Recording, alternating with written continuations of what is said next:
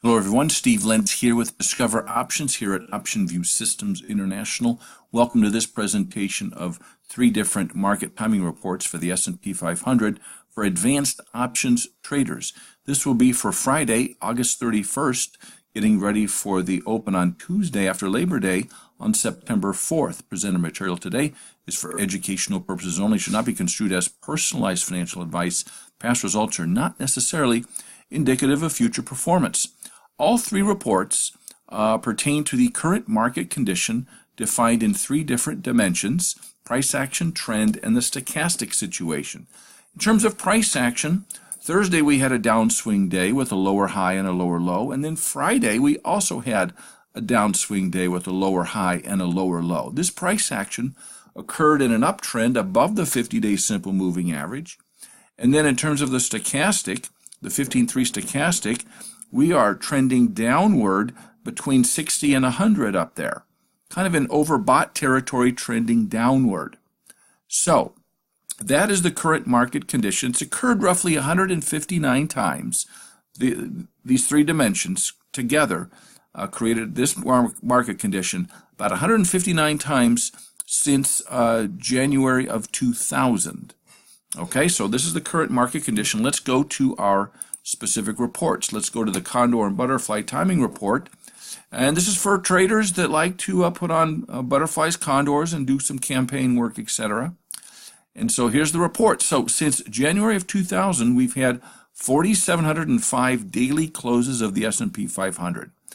Of those 4,700, 65% have been favorable bars for selling options premium, where the actual 21-bar subsequent movement was less than what was being implied by the option prices as measured by the SIBO's skew-adjusted VIX. Okay, now also during that time, since January of 2000, our current condition has occurred 159 times, like I said. Of those 159, 69.8% of the bars were similarly favorable for premium selling. That's higher than the benchmark of 65 to the tune of roughly 4.8%. And that represents our theoretical selling edge here. If you believe that that you could look at the past, see this pattern, and kind of equivocate it to perhaps the future. And that's what you have, is roughly a 4.8% edge, positive edge in this case.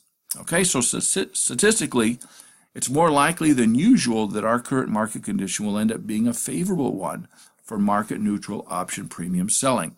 Now, many of you like to sell puts in the form of bull put spreads or naked puts, just way out there, way out of the money. And so this report presumes that you would sell puts roughly 30 days out, a standard deviation out of the money. And if the market moves and hits your short strike, you're going to take a loss.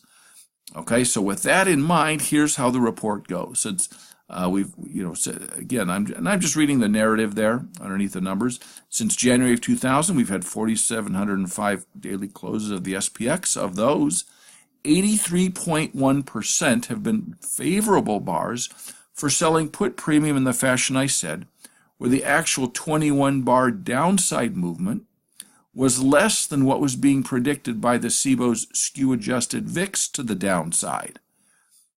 Okay, so we use the SIBO's skew number to adjust our VIX for the downside predicted movement. And so 83.1% of the time, the market does not go down that far. Okay, 16.9% it does. So also during that time, our current condition, as I mentioned, has occurred 159 times. Of those 159, 88.7% of the bars were similarly favorable for put premium selling. So this gives us an edge of roughly 5.6%, right around there. So statistically, it's more likely than usual that our market condition now will end up being a favorable one for selling out of the money put premium. Okay, finally, we get to our market likelihood report. And this is where we take the measurements in terms of rates of change and realized volatility, and we look at the broad market the history, and then we look at our current market condition. So let's go to the top here. Let me grab my marker. And so we've had this measured a few more times, 4,709 occurrences.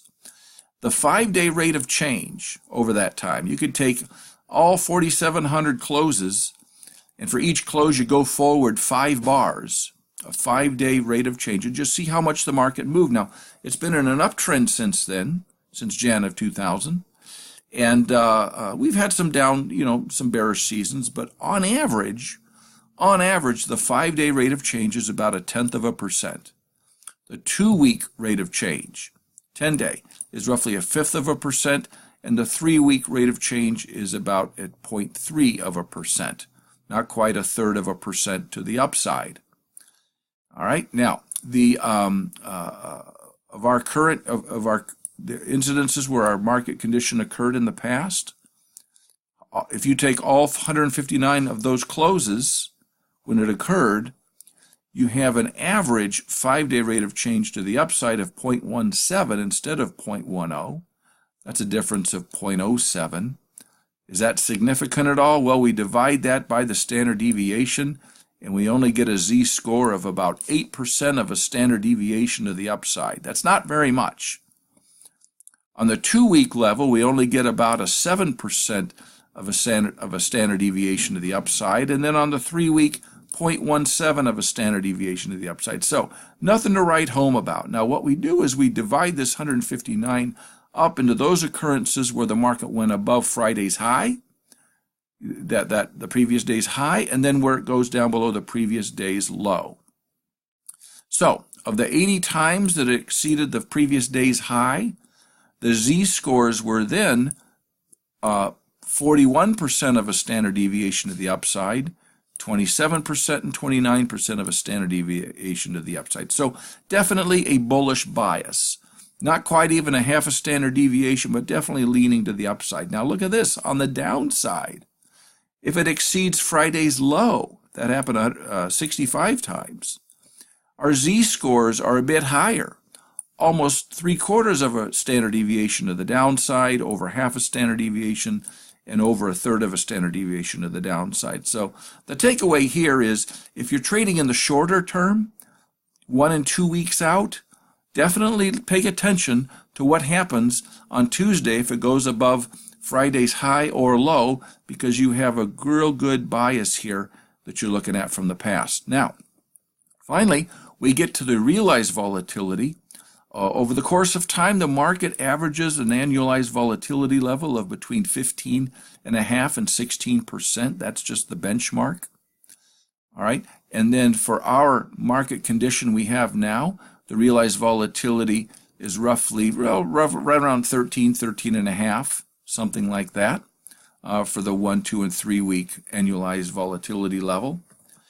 Now when you divide it up, it divides up pretty good here. You got to the upside, the realized volatility is around 11.5 to 13, and if it does go down below Friday's low, you could look forward to a typical realized volatility level of roughly 14.5 to 15%, something like that. Now these numbers are a bit higher than where our VIX is at currently at 12.86.